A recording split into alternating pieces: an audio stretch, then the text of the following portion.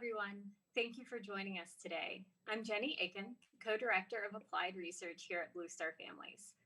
The Connected Communities Impact Study began in 2018, and it has been my honor to see it through to its completion. CCIS was made possible with financial support from the Bristol Myers Squibb Foundation and research support from the Sorensen Impact Center. After years of hard work, we are excited to share that our chapters work the way they were designed to. They provide the building blocks toward belonging for military families. Over the course of the next hour, we will dive deeper into the research and share reactions from community members and funding leaders. We're so happy you're here, and we're excited to engage with you today. As the conversation progresses, please take some time to engage with us in the chat to the right of your screen. We want to hear what you think, what your questions are, and what you're excited about. The Blue Star Families team is eager to chat with you. I'll see you there. Now, I would like to welcome Catherine Grimes, Bristol Myers Squibb Foundation. Catherine and her team have been key partners of Blue Star Families for many years, and we are grateful for the opportunity to work beside them on this important study. Catherine, I'd like to welcome you to speak with everyone today. Good afternoon, all, and welcome. My name is Catherine Grimes, and I'm a director at the Bristol Myers Squibb Foundation. I'm so pleased and honored to have been asked to welcome you today as we share the results of this important work, the Blue Star Families Connected Communities Impact Study that we embarked on with Blue Star Families 3 years ago. At the Bristol Myers Squibb Foundation, over the past decade, under our Veterans Mental Health and Wellbeing Grant Program, we have focused grant making on addressing the myriad of challenges that transitioning veterans face when reintegrating into civilian society. Working primarily in the veteran space when I first met Kathy, I was much less familiar with the challenges that active duty families face.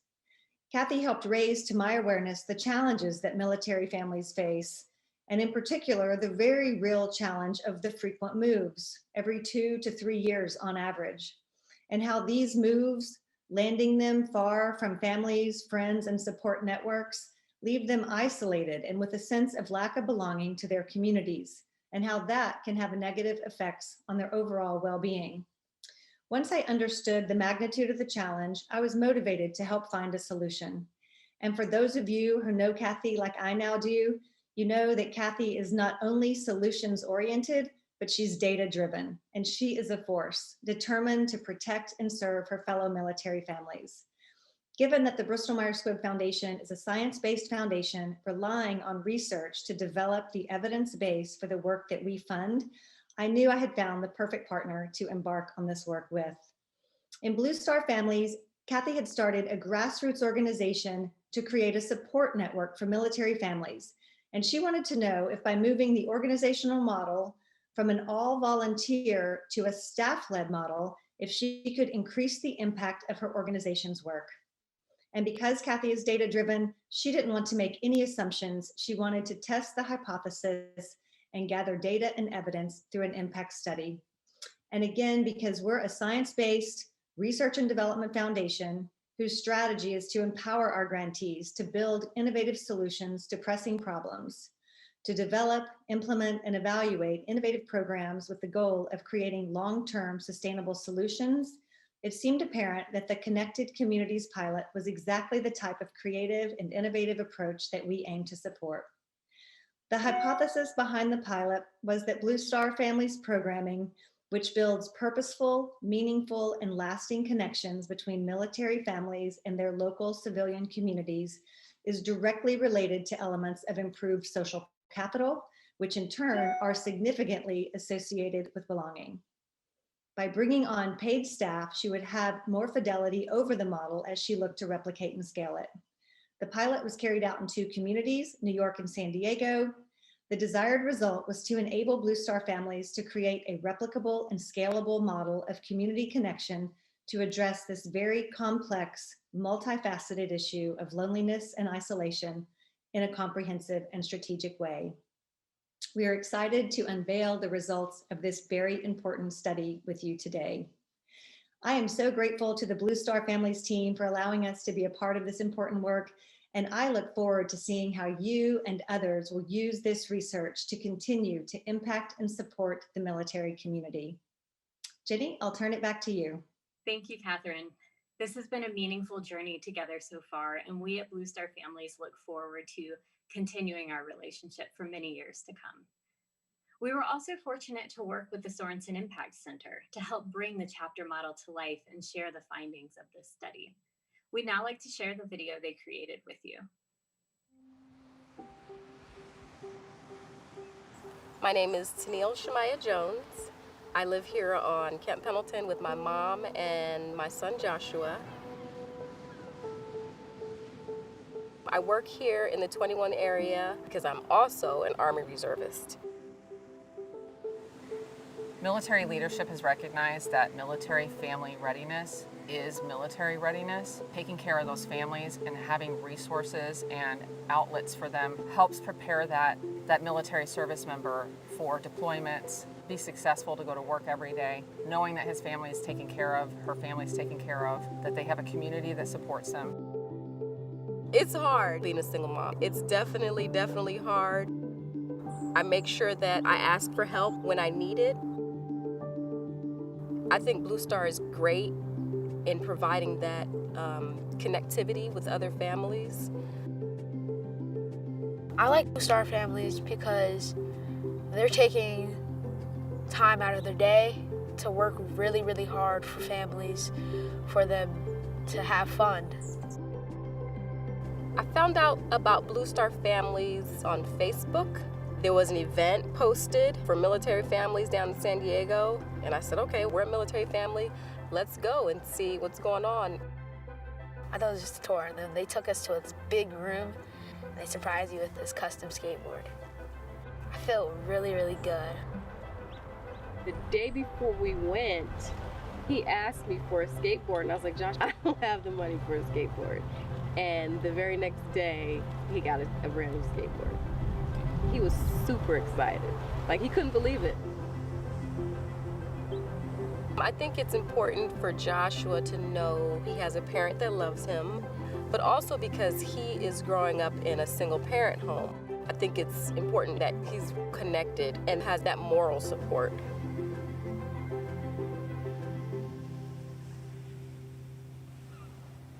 Blue Star Family keeps growing. We now have over 260,000 families involved with us. We have 11 chapters. So I'm excited to build chapters in every state. And when we're everywhere, then wherever you go, you can know that there is a group with arms welcome to catch you.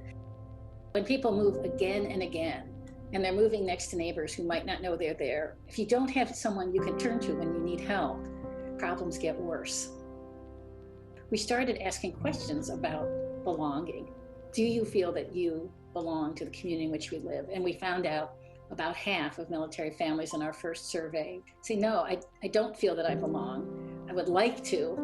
And a full third of people in our survey have no one that they can turn to if they need help in the community where they live.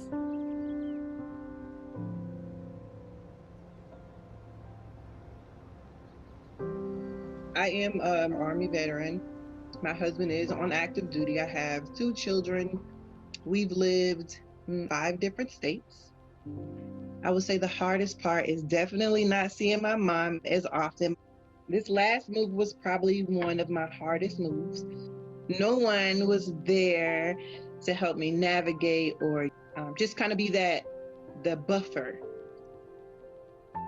I have a friend who, she actually is the Blue Star chapter director. She said, try this program. So, I do a little research. And I said, okay, this is something I'll be interested in. So I tried it out. And little did I know that day was going to be life-changing for me. I met my friend Brandy. I love being with my family. I love being with my kids. But I also need an outlet from that. I just needed one friend. That's it. Just one. Just to know that you have somebody you can count on to come through when you need it. By having those connections, that relationship within Blue Star Family, it also helps benefit and support my community.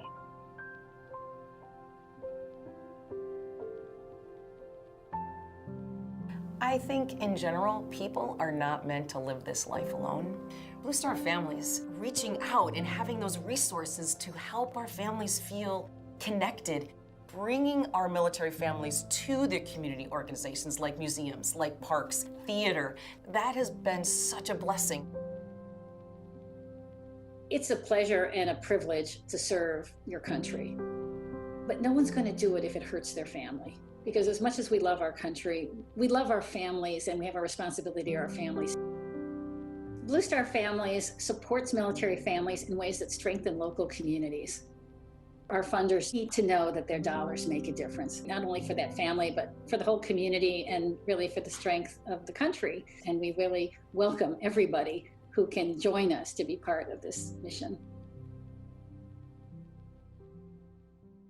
Thank you to the Sorensen team for that beautifully produced video we just watched. Now I'd like to introduce and invite John Zadra from Sorensen to join me in a deep dive into the research findings. John, would you like to introduce yourself? Yes, thank you, Jenny, and thank you for having me here. It's my pleasure. This has been a great project. So briefly, I am a director of data science at the Sorensen Impact Center. And the center is a small nonprofit. We work with a lot of other nonprofits for things like evidence-based policy and decision-making, program evaluation, and of course, lots and lots of data science. So thank you for having me. Jenny, I'm wondering if, before I start on the actual model and results, if you'd like to lay out what Blue Star Family Chapter's theory of change is. That is, what exactly are you doing and working on, and what do you hope that those efforts will change or improve for military families? Yeah, absolutely. So Blue Star Families chapters began as a way for military families who move more frequently than their civilian peers, and often live far from family and friends, to quickly connect to a support network in their new community. We envisioned a nationwide network that would become familiar and a predictable resource in what is often an unpredictable military life. We designed our programs to mitigate the impacts of fundamental military life challenges we consistently identified in our annual military family lifestyle survey. Things like the lack of a strong social support network, the lack of understanding across the civil military divide, chronic military spouse and underemployment, and all of the downstream mental health effects that these things exacerbate, particularly among military spouses. These are all links to belonging in the literature. So Blue Star Families chapters are designed to improve military families' sense of belonging to their local communities by connecting them to others in that community. Using this approach, we hope that military and civilian families organically develop the authentic networks of mutual support that improve the size and quantity of their social networks. In other words, they're designed to give you the building blocks towards belonging. And it's been great to work with you, John, and your team to understand whether or not they're working in the way they're designed to. So now that I've laid out the theory, what do we find? Yeah, thank you. And again, this is the kind of data that we love because it helps people, and it was so rich. We had so many questions and so many participants. So it's been a real pleasure to get to work on it. So the way that we ran this study, it went over about a 3-year period, including the time afterwards to analyze everything. But during that time, we fielded 5 different surveys, 3 to 5 months apart. And we targeted military and veteran families living within 100 miles of San Diego and California, both by direct email, as well as posting ads and links on social media. So we mostly were interested in how many events they had attended and how that affected other things. We included not only participants that had been to an event where we asked them how many they'd been to, but we of course also wanted to know about people who had never been to a Blue Stars event and compare them to those who'd been to one or more. So we designed our models to look at primarily our main variable of interest, which was how many events a person had been to in the past 3 months. But we also wanted to understand a number of indirect effects that might have contributed, things that the literature says bolster belonging or are associated with positive mental health effects and well-being. In addition, we included a bunch of other factors that might have been potential confounds. For example, people's personality might matter a lot. Extroversion might explain a lot of the effects. And so we want to include those to make sure that they aren't the reason we're seeing the effects of the number of events attended. So all of the findings and the effects that we present in the report were all statistically significant. We used various forms of regression analyses as was appropriate to the distributions of the data.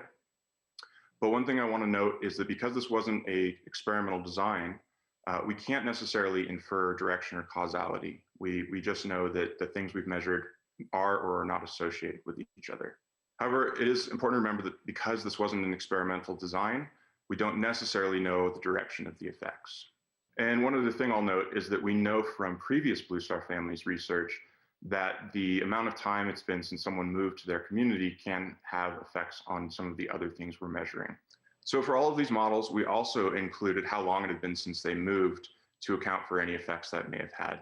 So Jenny, as you alluded to earlier, belonging is complex. There's a lot that goes into it, both how many people you know, but also perhaps how close you are with them. So we actually, when measuring belonging on its own, hadn't expected it to have a direct effect with the number of Blue Star Families events attended. So we hadn't expected to find a direct effect of belonging with how many events they'd been to. But surprisingly, for people who had been in the community for more than 4 years, there was actually a positive association where the more events they attended, the greater sense of belonging they had. More importantly, we found what we'd theorized. The more events that people had attended, the greater the quality and quantity of their social connections. And in addition, there were a number of indirect effects with things like better mental health, especially positive affectivity, as well as belonging. We also explored a number of other variables which you, Jenny, thought might be associated with belonging, but hadn't previously been researched. And I'm wondering if you'd actually like to tell us a bit about, having seen those, what surprised you? Yeah, absolutely. And I'm so glad that we did, because they all have implications for how we implement our programs. First of all, we found that one's satisfaction with their employment situation is far more important than simply having a job. This satisfaction was significantly associated with every outcome variable we tested. Second, going into this study, we assumed, based on the research we had conducted to date, that increased time in community was associated with good things all around. But this research really helped us understand that increased time living somewhere isn't universally positive, at least for the military and veteran respondents in our sample. Specifically, greater time in community is associated with significantly fewer people the respondent felt able to talk to about one's problems. I'm very interested in exploring this further. We know that military families often have more military friends than civilian friends. What this finding could suggest is that when a military family moves, that move isn't just impacting that family, but also the friends they leave behind. We don't know if this is the cause, but I do look forward to digging deeper into it in the future. If that's true, it increases the importance of our programs. We as military families need local civilian supports. Finally, as we both expected, personality traits matter. Extroverts and introverts are looking for different things. Individuals who are highly conscientious don't have as much social capital, at least in our sample. So we now know how important it is to really take these things into consideration during program design and implementation. So because we know that all of these things have implications for how we design and implement our chapter programming at the local level, we developed a series of recommendations. You can see them on the slide here, and they are explained in more detail in the report. I want to thank you, John, for coming with me today to explore our findings, and to all of you for allowing us to share them with you today. We look forward to answering your questions in the chat. Thanks a lot, Jenny. It's been a real pleasure working with you, and I'm glad that we could contribute. John, thank you for joining me to share these insights today. I'm so proud of the work we did on this research over the past few years, and I'm eager to hear what some of our friends and community partners have to say about the findings. I'd like to turn things over now to Greg Behrman, CEO and founder of our partner in this great event, NationsWell, to facilitate a discussion with some of our friends and funders. Greg, would you like to introduce the great panel of community friends and partners we have with us today? Thank you, Jenny, and thanks so much for inviting NationsWell to be a part of this terrific event. The research you've compiled is impressive, important, compelling, and I'm really eager to discuss the findings with this prestigious panel that we have gathered today. Let's get right into the discussion. Joining us today are Rachel Hutchison, VP Corporate Citizenship and Philanthropy at Blackbaud. Hey, Greg, thanks for having me.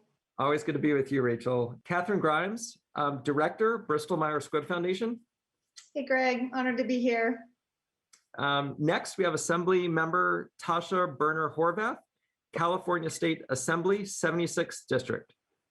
Thank you so much, everybody. Good to see you, Greg. It's good to see everybody here. Thank you for having me. It's a joy to be here. Nice to be with you. Natalie Kylander is next. Natalie's a Managing Director at Draper Richards Kaplan Foundation. Hello. Hey, Natalie. And our friend Vilas Dar, President of Patrick J. McGovern Foundation. What a great company to be in. It's really a pleasure to be here. Good to be with you. Next, we have Debbie Anderson, Programs Director at Rancho Santa Fe Foundation. Hi, everyone. Thanks for having me. It's a pleasure to be here with you all. And next, Fagan Harris, who's VP for Impact and Community Development at Rethink Development Partners. Welcome, Fagan. Hey, thanks for having me, Greg. You got it. And then our good friend Megan Glavin, who is Director of Social Impact at the Starbucks Company. Hi, everyone. Great to be with you. Thanks, Greg. You got it. And then finally, Kathy Roth Duque, who's well known to this group, who is CEO at Blue Star. Thanks, everyone, for being here. And hi, everyone. Well, thanks, Kathy, for bringing us together. So Rachel at Blackbaud would love to kick off with you. Companies, if they are intentional and do the right things, can have a huge social impact. Do you see any parallels in the sense of belonging from the study with a sense of belonging from an employee engagement standpoint? And we're interested in particular in your thoughts of employees being agents for good and companies being conveners of people and ecosystems of good. Yeah, for sure, Greg. And I do see parallels. That was the thing that really struck me when I looked at the results, that, as you know, through other NationsWell conversations we've had, I'm really, really interested in community. You know, I lead corporate social responsibility at a technology company. We work in the world of technology for social good. So our people are all about joining together, serving, being a part of community, but they often come to us expecting us to help plug them into community. And because the world is a little bit different now, you know, there's a great book by Robert Putnam years ago, Bowling Alone, about how people weren't sitting on their front porches anymore because of air conditioning. They were inside watching TV. We work a lot. We're all more disconnected than we used to be, although we're more technologically connected. So we already have this world where we're not as connected, but people are looking now to their employers to wire them in. And so I was already thinking about that and how do we connect people. And I looked at this research and it's like, wow, it makes so much sense of, you know, military family moving around, not necessarily having the base, being in a neighborhood where they don't necessarily know their neighbors. Well, how many people actually know all of their neighbors today, period? You know, that's something that's happening more and more. And then we have COVID, and all of a sudden the people who we are most connected to through work, we're only connected to through our computers. So I've been thinking about that added burden and really the kind of extra burden on mental health of us employees not seeing each other in the elevator, not just, you know, that human connection that we're missing. So I do think there's some real parallels. And very briefly to your second point, you know, people come into the doors of a company, virtually or not, bringing their whole selves and wanting that company to connect them into ways to give back and to meet other people. And you know, companies now, you know, are becoming these, I think of them as conveners of people who, because they want their people to be engaged, because they want them to stay at the company for a long time, they're more actively looking at how do I recognize that individual employee, but also plug them in. And so to me, companies are becoming much more an important part in that connection to social impact. They're kind of a conduit that we didn't really think about before. So for sure, it's all about belonging. And I love the parallel between the kind of military experience and now what we're all feeling as these people who sit and do their work from their homes. Rachel, thanks so much. That's a great perspective. We're grateful to you for sharing it. Next, I'd love to bring in Catherine at Bristol Myers Squibb Foundation. Catherine, I know your team was intimately involved in the research for the project.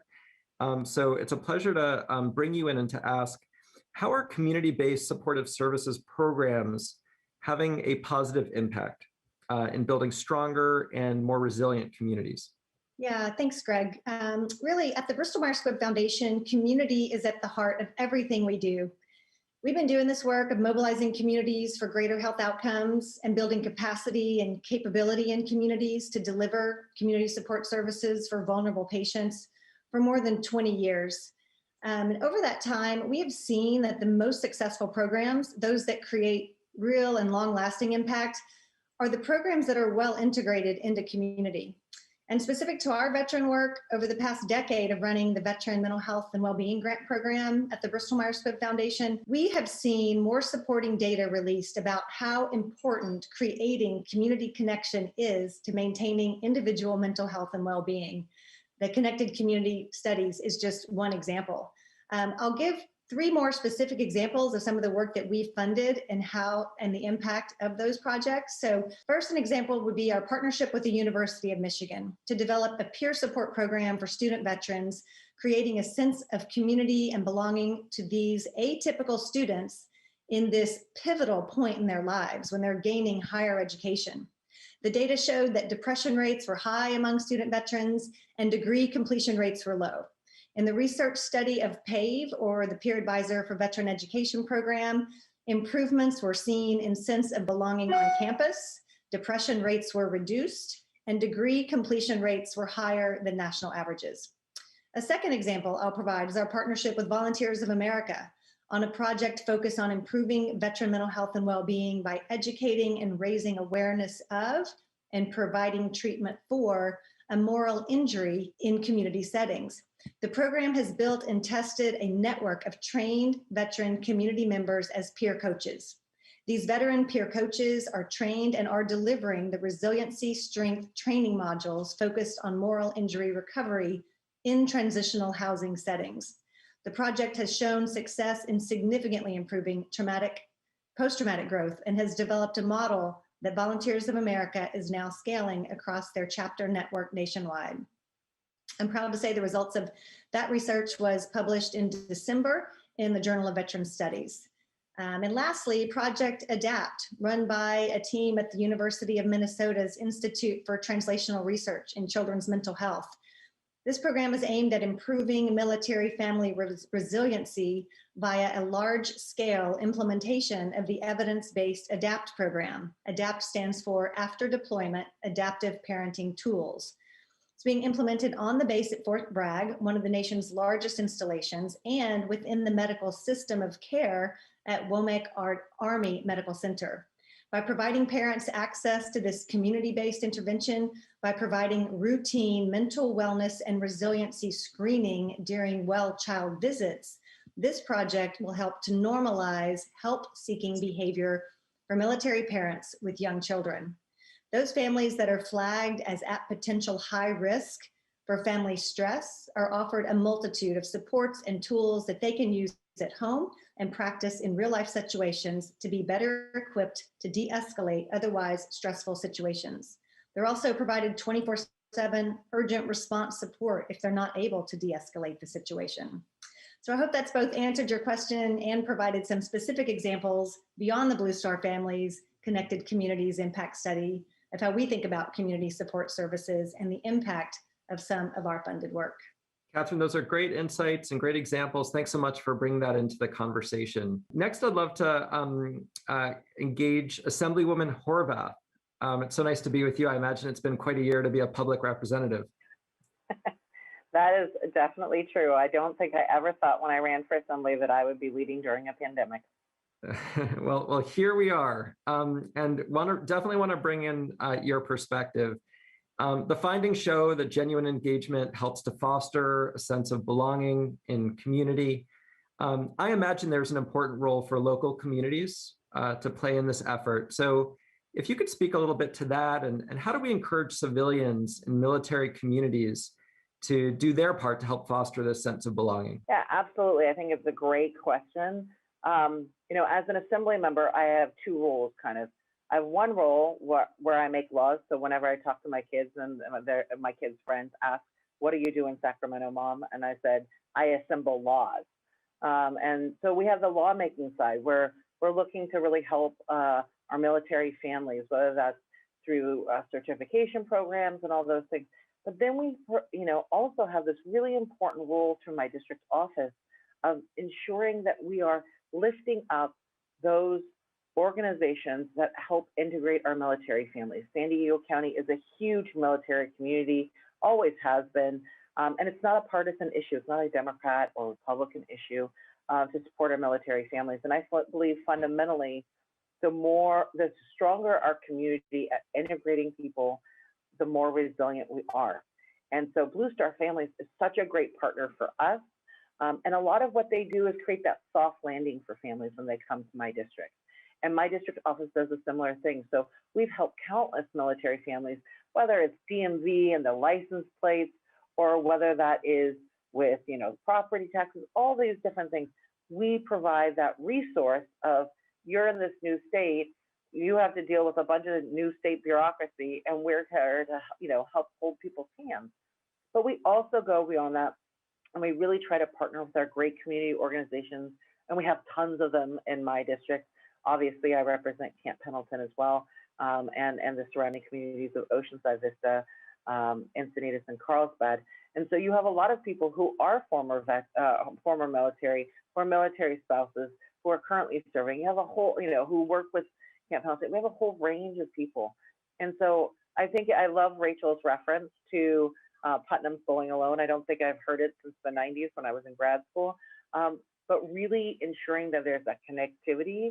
And during COVID, we've had to go even farther because we know a lot of the military families are struggling with the kids in distance learning. A lot of our military spouses are struggling to work from home and make sure they're, helping their kids out and doing all those things while their spouses are deployed. So our office does everything from helping families get access to food resources to really ensuring and lifting up those organizations like the Veterans Association of North County and connecting military families.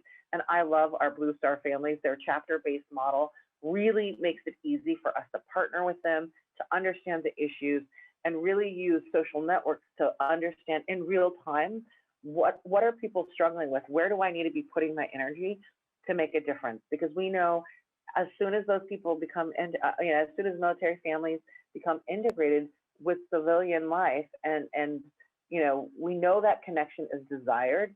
So sometimes it's just connecting the two dots. And so my office does a lot of that. And I see this at the local government. I know I do it at the state level, and I know our Congressman Mike Levin does it at the federal level. I serve on the Veterans Affairs and Military Service Committee, as does Mike Levin. So I think what we see is there's this synergy. And I always say, sometimes things aren't additive, but they're exponential. And that is a really good description of when we create connectivity in communities, we're not just that little bit more resilient, we're dramatically more resilient.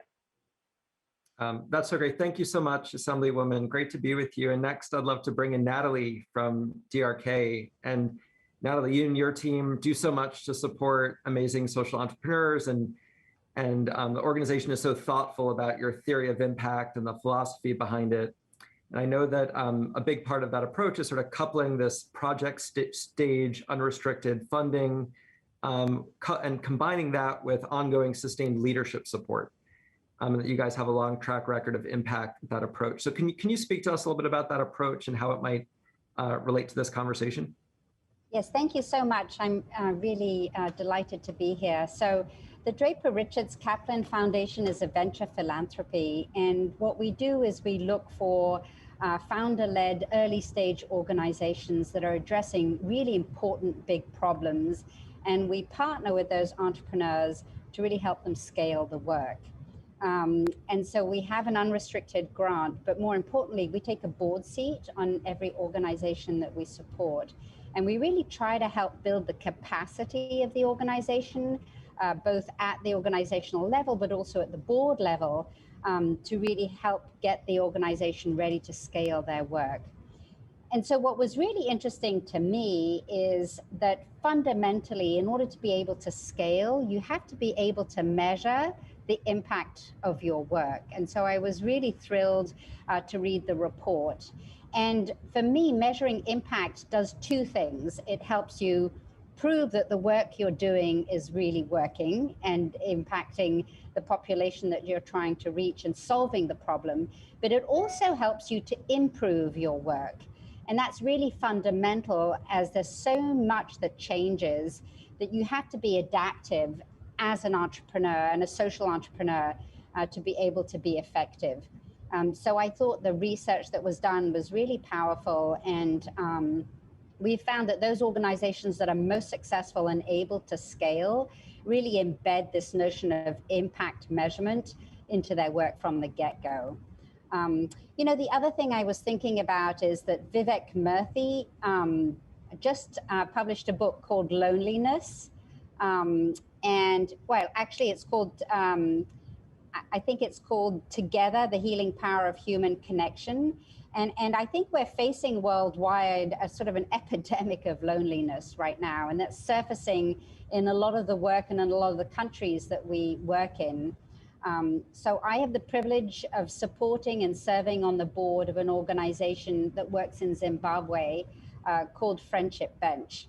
And really what they do is to provide cognitive behavioral therapy provided by lay people in communities that don't have any access to mental health services. But really what they are trying to do is to create a sense of belonging and hope. And so I see that this is really a global phenomenon. It's such important work. And so it's just been great to get to know Blue Star families better and see how they really are addressing a very important but kind of a global problem. And the just the way they have been able to leverage this impact evaluation, I think is really exciting. Thanks so much, Natalie. Vilas, it's always so nice to be with you and to bring in Patrick J. McGovern Foundation. Thanks, Greg. I'm super happy to be here. So Vilas, the foundation focuses on the use of technology and data to create a more equitable, sustainable, and thriving world. So could you share a few examples of how the use of data can actually help to create stronger communities as well as deeper individual engagement? Sure, Greg, thanks. And I have to say, I'm so honored and thrilled to be here with our soldiers, our sailors, our airmen, our Coast Guardsmen, our guardians, our Marines, and most importantly, their families. I've been thinking a lot in answer to your question, Greg. I was looking at my phone earlier and I realized how many apps I have that promise some form of connection. The Facebooks, the Twitters, the many new generations of social media. And yet I think back to when I felt most connected, and it's probably growing up in a small town in downstate Illinois and knowing my neighbors and knowing the people across the street and knowing that if there was ever a matter of common cause, I knew where to go to find help and support and companionship. Mm. You know, we think a lot about examples of data, and I'd love to talk a little bit about where those examples have even surfaced in this community. But what's really important to me is not the collection of data, it's not the surveys, it's not the insights that come out of it, but how we as communities step forward to become stewards of our own data, to take action because of what it shows us, and to advocate for a better world. So a couple of examples I wanted to share with you, one kind of in the big frame, and then one with our military families. Greg, you've probably heard me talk about this term, the asterisk nation. This is a term that's been coined really because of a great tragedy that's happened right here in our country, Indigenous populations and Native Americans, that for many years, as the government has tried to conduct census and try to identify populations, has found that gathering data about and within these communities has been so hard that they've just been represented in census data tables as asterisks, not even defined by a number, but really sent sort of into kind of an unknown and abstraction. One of these incredible sources of hope for us now as we look out at the world is these communities coming together to take ownership of their own data, to coordinate gathering among their people, their families, their communities, and saying not only do we exist as we know it, but we now demand to be seen and to be heard. I think there's real power in that lesson of, as communities across all kinds of domains and different perspectives, to say, you know, we no longer have to wait for somebody else to name us and to give us identity, but we can step forward and name ourselves. I'm reminded of the incredible story of how families came together in the early 2000s as data finally began to emerge that demonstrated the costs of under-equipping our soldiers in the field, of not issuing the right kind of body armor, a practice that had continued for way too long. And the combination of data that was gathered around that and the advocacy of military families is what led to a real policy shift and a transformation. And I will say that the only reason I think that happened is because data enabled community to come together, to act together, and to really look for a better world for our people and our shared identity. If there's one thing that the Patrick J. McGovern Foundation thinks about, it's about data not as an outcome, but as a tool that leverages our own humanity and lets us come together in communities. So I just want to close by saying, this audience that we're talking to, I am just so enthralled by the resilience that's shown, right? Families that already have so many complexities going on, and then in the time of the current pandemic. But resilience isn't invulnerability, right? That at the end of the day, resilience comes out of community, and it comes out of banding together in common action. Thanks, Greg. Well, thank you, Vilas. That was fantastic. Thanks for the insight and perspective. So next, Fagan. It's great to be with you, Fagan. We've been in touch over the years. I've always wanted to get to know you better, so I'm really happy to be with you. Likewise. Thanks for having me. That's a pleasure. So I'm wondering, Fagan, given your current work at Rethink and the strategy on building stronger communities by capitalizing infrastructure that could also help build stronger civil military communities, what lessons from that work sort of might you offer and bring into this conversation? Sure. Well, first of all, thanks for having me, and so many kudos to the Blue Star families for the work you all do. My mother was a veteran. My older brother is a veteran. It's unbelievably important, and it's easy to take for granted. So I just want to take a minute to say thank you. Thank you for your service. Thank you for everything that you bring to our country and our community. I come to this work in community development wearing two hats, obviously doing the work that we're doing at Rethink, which is reimagining how we do development. And then also as the CEO of Baltimore Corps, which is actually a national service organization inspired by the national service movement and civilian service. And what we see in that is that development should exist to serve people, and development should exist to serve community. And when it doesn't, development is divisive. And it actually exacerbates trends of inequity, of inequality, of disinvestment that are entirely unhelpful. And this extends to the military community and extends beyond the military community. And so what we're doing at Rethink that I really love is that we have a broad view of stakeholdership when we think about community development. If we work backwards from the premise that development should advance the interests of community, then the inputs around development start to change. It becomes less about maximizing profit and more about maximizing health and well-being for residents in a community. What you're seeing right now is that there is a dearth of affordable housing. So that's capital A, affordable housing, and that's lowercase a, affordable housing. What you're seeing now is that there's profound disconnection in our community. We do not know our neighbors anymore. We don't feel like we can relate or connect across lines of difference. And development traditionally, frankly, has exacerbated those negative trends. I'm here in Baltimore City. I love my hometown, but everywhere I look, you can see luxury towers going up, and the waiting list for a small number of affordable housing developments get longer. And you can see a city that is very diverse with people from all walks of life and all backgrounds walking on eggshells because we don't know each other. And so when we think about development, there's a few principles we should keep in mind. First of all, development should be integrated. It should be bringing people together across lines of difference, including and especially class. And so what does that mean? It means development and the development products need to be calibrated to what people need. Specific to the military community, we really, really, really, really need workforce housing. We need housing that is calibrated to the wages that people are earning. We need housing that builds communities along affinities related to work. I saw this with my mom. She left the military, and that was an incredibly tight-knit community where she had a lot of people she identified with who came from all over the country and all over the world. And then you step out into the world and it's no longer organized that way. And the communities that we live in are actually not intentionally set up to facilitate or nurture that. A second principle is that development needs to be responsive. We need to listen. Like, we're there to strengthen community and reinforce the best attributes and features of community, not divide it or extract value from it.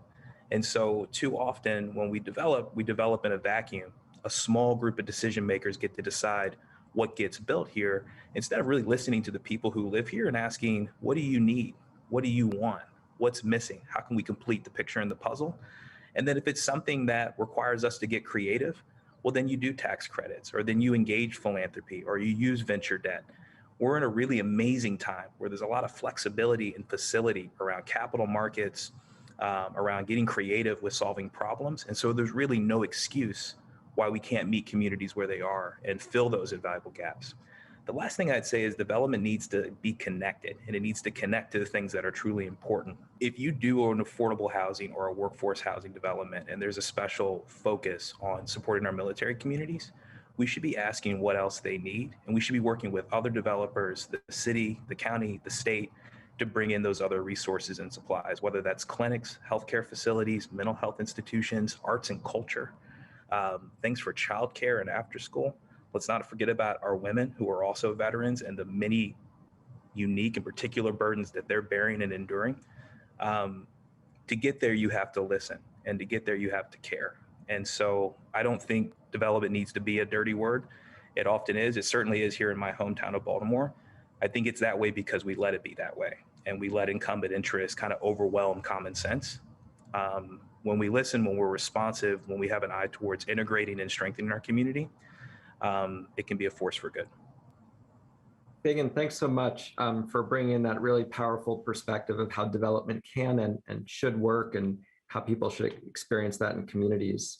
We appreciate that a lot. So let me now turn to Debbie, and then we'll turn to Megan, and then wrap with our wonderful hostess, Kathy.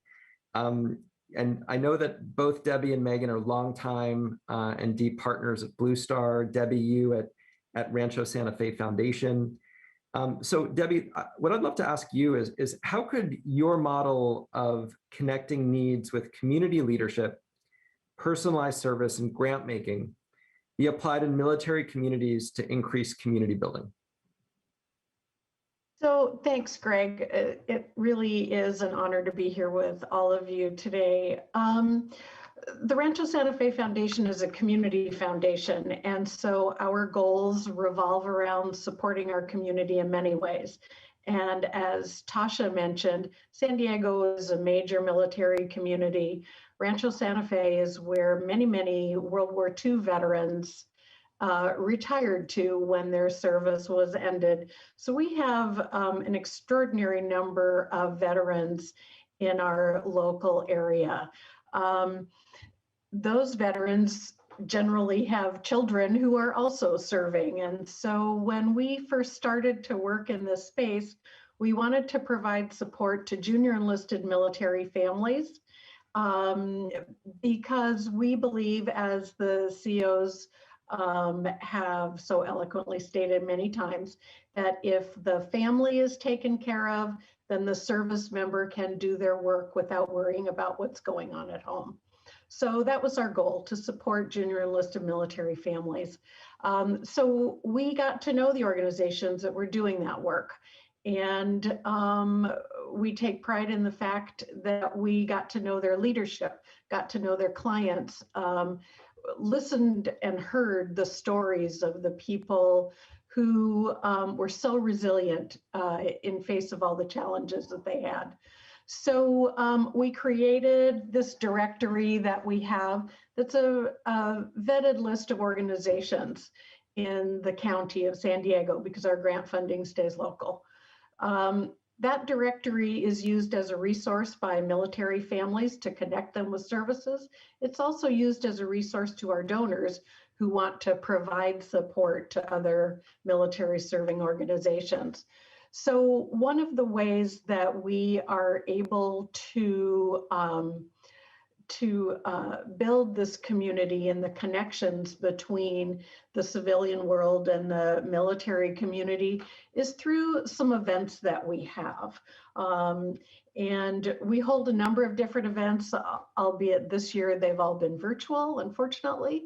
But we bring people together from the military community, from the civilian community, from the philanthropic community. We bring everybody together to have a conversation from subject matter experts, so they get to know each other. We do something every year with our board of directors where we bring all of our grantees in. because they have great stories to tell. And so our board gets to know what's happening in the military community. Those representatives can share their stories and challenges. And it turns out to be one of the favorite events of the year for our board of directors. But by sharing those stories, I think we're helping to bridge the divide. And we've also made it a priority to focus our grant making on organizations that have programs like Blue Star Families does, that bring families together so that there is less isolation, more connectedness, more sense of community. We like supporting organizations like Blue Star Families, Support the Enlisted Project, the Military Family Collaborative. We have even helped establish a full-time military reporter for our local PBS station in San Diego, because we think it's important for the community at large to hear those stories and open a pathway for connectivity and community there. So those are some of the things that we have done. We really do feel a strong sense of connection to our military community because they're our neighbors, they're our friends, they're our relatives, and they're our teachers, they're our community. And so we want to continue to reach out to them in every way that we can and support the organizations that are really doing incredibly fine work in dealing with those community issues like Blue Star Families. Thanks so much for that, Debbie. Turning next to Megan. Megan, it's really good to be with you. Nice to be with you, and it's a big task to go last. This is exceptional. I've taken so many notes of my own today from all these amazing panelists. Well, we're so excited to bring you into the conversation. And as mentioned earlier, I know that you and Starbucks are terrific and longtime partners with Blue Star around a series of campaigns and other things, and especially around spouse employment. And so, Megan, I'd love you to come in if we look at the connected community research, and that it in fact indicates that employment satisfaction can even be more important than employment status in achieving desired mental health outcomes. I'm wondering what that implies for employers like Starbucks and your role in encouraging supportive communities. Yeah, I was so struck by this finding, and it really resonated with me and reinforced something that we think about a lot at Starbucks, which is our responsibility to create an extraordinary environment for our partners, our employees. And I think that is, as the Business Roundtable is talking about what it means to be a company and a corporation and our responsibilities, I think that probably resonates across the for-profit sector. Our mission is to inspire and nurture the human spirit, one person, one cup, one neighborhood at a time, and that human spirit that we're working to inspire and nurture has to start with our partners, our employees, and we know that. And this research really helps us to helps reinforce that we're on the right pathway with that.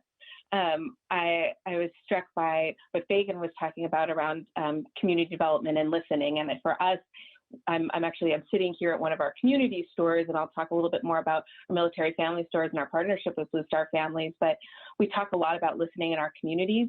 But our first community, our first team are our employees. And we can't have employee satisfaction. We can't have strong mental health outcomes for our teams without that really intentional, broad scale, small scale listening. And I think that's where it starts. It starts with the individual connections between leaders and their teams. It's the peer connections. It's the connections across company, across the country and across the globe. It's that connection to feeling something bigger. And I would say that the other thing that we've learned over the last few years is that it's not enough to listen, and it's not enough to respond, but that in order to have that sort of healthy, productive, collective relationship, we have to co-create. And that means that it's not like a listen, then we do. It is a we work together to find the solutions. We talk about whether the solutions are right. We bring forward ideas from all levels from across the company, and that when we're looking at solutions, we're looking at the solutions that hit a couple of different factors. That first, that help the individual, right? This year, that means a ton of extra support and resources in response to the pandemic, everything from hazard pay to additional childcare to just solving the everyday stress that everybody is under in different ways. It also means feeling connected and feeling proud that what you are a part of and what you're dedicating your time to has a bigger purpose, and that together all of these individual things that we're doing are creating something bigger. And I think that goes to like the small level of connectedness, the connectedness that we've talked about on this call around neighbors, and it also brings that sense of connectedness in a global sense.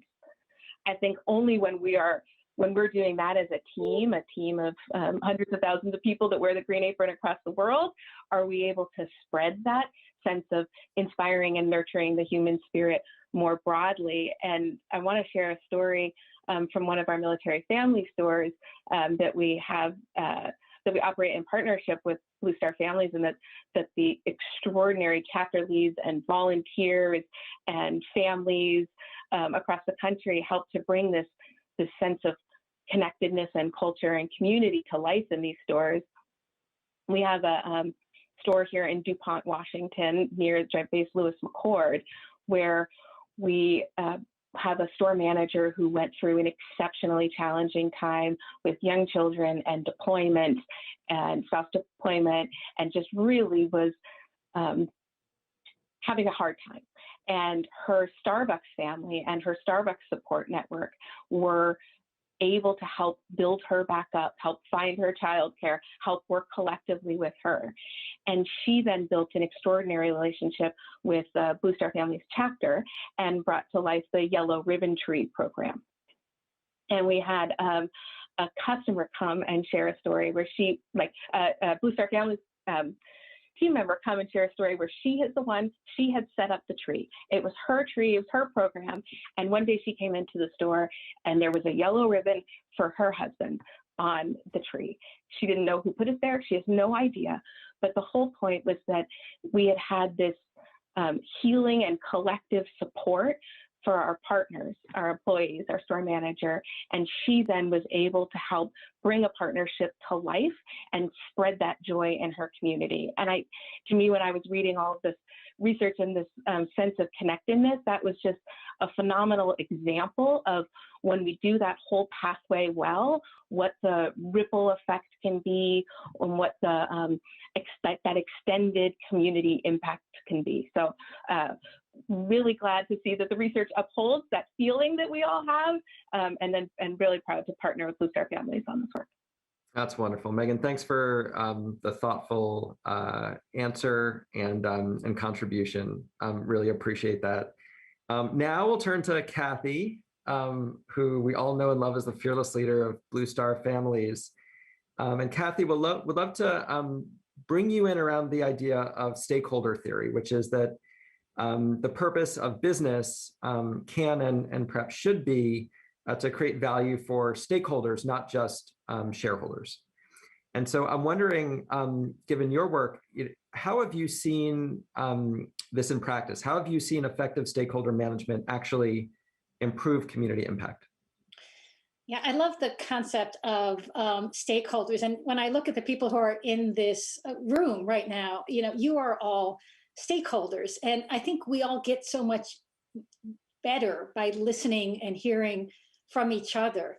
So when you think of who owns military families, well, we own ourselves, right? We need to care about our community. Certainly the military has to care about us, but the country has to care about us too, because we're there to protect the country. But we aren't owned by the military, and the family members, certainly aren't owned by them. So the communities have to, but our businesses do too. Not only do we support what businesses do, but we work for them and the charities and foundations. So all of these segments, and certainly the local communities, the community organizations, so all of these folks really are stakeholders in not only solving our problems, but we have a piece in helping them solve their problems, which is one of the things that's exciting to me about this work. You know, the military has often created a model for how to do things better, whether that's integration starting in the 40s or childcare in the workplace, which is something DoD pioneered in the 80s. And maybe this idea that for military families to be healthy so that our military can function the way we have to, we need to find a way to create belonging. Maybe that's a model not only for our community, but for so many communities, right? Whether it's immigrants or low income or elderly or really just all of us. People said so many things that really resonated for me in this, this conversation. Fagan, what you were saying about intentionality, one thing that we really learned by iterating on our work is that intentionality matters. At first we thought, oh, we just need to bring people together. We just need to have events and then people will make connections and all will be well. But it turns out that's not true.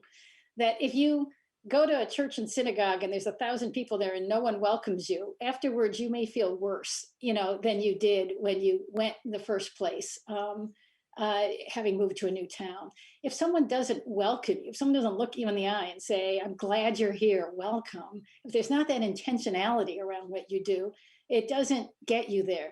You can have 1,000 excellent service providers, but if there's no connection to that service provider, no bridge that opens up the door and makes you feel you're welcome there or you belong there, then those resources are never going to get to you. And these are things that we learned over time. So Bristol Myers Squibb Foundation, they have a grantee summit and people come together and they talk about their lessons learned. Listening to those things helped us learn about new things to try.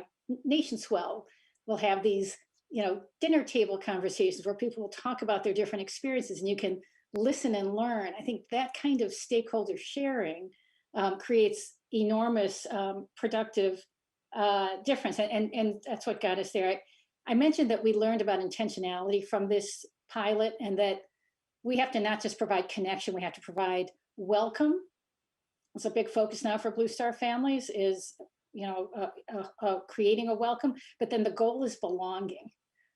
Because once you feel you belong, then you can call up that friend and ask for help. That experience that Vilas had growing up.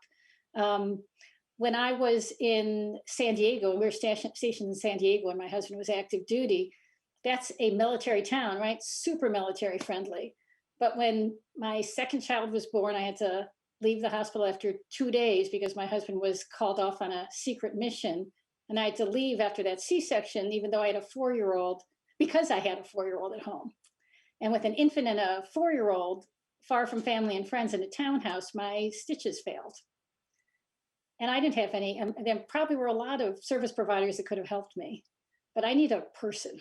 I needed someone who cared. And if I wasn't in a military family, I wouldn't have been so far from family and friends. I would have been in the hospital and someone else would have been with my kids. So we need to provide those organic connections so that people can solve their own problems and, you know, and then make their community stronger in turn. The last thing I wanted to mention that really resonated to me is what Rachel said about creating meaningful work. And it goes back to also what Megan was saying about the role of Starbucks in creating meaningful work, that we thought at first, oh, employment equals connection equals belonging. But it's actually a more complicated story than that. It's not just employment. It's this idea of meaningful employment, which to me goes back to this idea of intentionality. We need to not only intentionally welcome people to our community, but intentionally create meaning in our workplaces. And those are all things we can do. We have data that can measure the need to do that and the benefit that comes from it, but data won't solve it. That's where the humanity comes in. And that's where each of us, I think, can use the data to create the humanity that will give us all a really better experience in our country. So thank you. Thank you all for being part of this conversation. Well, thank you, Kathy, for bringing us together and for the work that you and your team do to support military connected families. Thank you for the great contribution of this study and all of the powerful insights therein. Thank you all so much, all of the panelists, the speakers, for each speaking to a certain dimension of this, and as a whole contributing to a really kind of rich, robust conversation. And it also felt like we were talking about community. We're all connected to community, but I sort of felt that sense of community even in this, virtual realm for an hour with this great group. And that, of course, is a testament to everyone here, and also to sort of the sense of community that you foster, Kathy, with Blue Star, and our connection to your mission and the work that you're doing. So just a real joy to be with this great group and participate. So thank you to you and your great team and everyone who worked on putting this together. So Kathy, happy to hand over to you to close us out. Greg, I cannot thank you and the team at NationsWell enough for all your leadership and for your collaboration today. You've built a tremendous community, as I've mentioned before, and you've been impacting our world through social innovation. Your work to identify pioneers who creatively move the country forward and drive social impact is changing the world. And we're honored to work with you today. All of us at Blue Star Families are honored. I'd like to especially thank Alyssa Dole from your team, who worked so hard. Thank you, Alyssa. We're so grateful to your work. And to all of our roundtable participants, thank you so much for joining us and sharing your thoughts. We're excited to see what the future holds and how we can continue our collaborations to connect community and to support each other, to learn from each other. In a gesture of appreciation, we have sent all of you boxes. And if you have them with you, I would like to invite you to open them now. This is another moment of a community since we can't be together. Go ahead and, yes, pull them out. And this is our way of saying that you are now part of our Blue Star family. So welcome to the family. You belong with us. Their small token of gratitude. Yes, there it is, for all you've done for us today. I have to tell you, this Yeti mug is one of my favorite things. So I hope you use it in good health. As we know from today's awesome, and Dog Tag Bakery, a wonderful partner, training vets. Awesome. As we know from today's robust discussion, military families thrive when they're connected to their communities and feel a sense of belonging. In order to keep connecting military families, we're seeking support for the following areas. Every September, we are hosting a Welcome Week, because 600,000 military-connected families move every year. 400,000 with the Department of Defense, 200,000 transitioning out into their local communities. That's a huge number. And if people get welcomed in that early moment, they will really thrive. If they don't get that moment of welcome, you can continue on feeling isolated. So we are trying to create an opportunity, a moment of welcome, so we can let people know, we know you're here, we're glad you're here, and we want to have you part of our community. So we'd love for people to learn more about that. Help us host those activities locally, nationwide. Sponsor one of our 11 chapters where we do programs such as Blue Star Museums, Blue Star Parks, and book clubs to foster civil-military relationship building. Empower military spouses to gain meaningful work in your community or in your own company where you work. You can sponsor a Deploy Fellow. These are our racial equity leadership training programs. Military families of color have a compounded challenge in finding belonging in the communities where they live, particularly some of the places where the military moves them. Our Deploy program helps reach those underrepresented members of our family to help get them to the resources and sense of belonging they need. And also, we encourage everyone to improve their own military cultural competency, because when people know the right words to use, when they understand something about the history, they make those around them feel more comfortable. We can't do this important work without you. We thank everyone who is watching today for joining us on this journey. Thank you, NationsWell. Thank you to the Sorensen Impact Center, who has been a fantastic research partner. Thank you especially for Bristol Myers Squibb Foundation for supporting the Connected Communities Impact Study and for all the work they've done in fostering early stage impact investigations so people can launch in meaningful ways. Thank all of you for joining us in today's robust discussion, and I look forward to connecting to all of you soon. Have a great afternoon.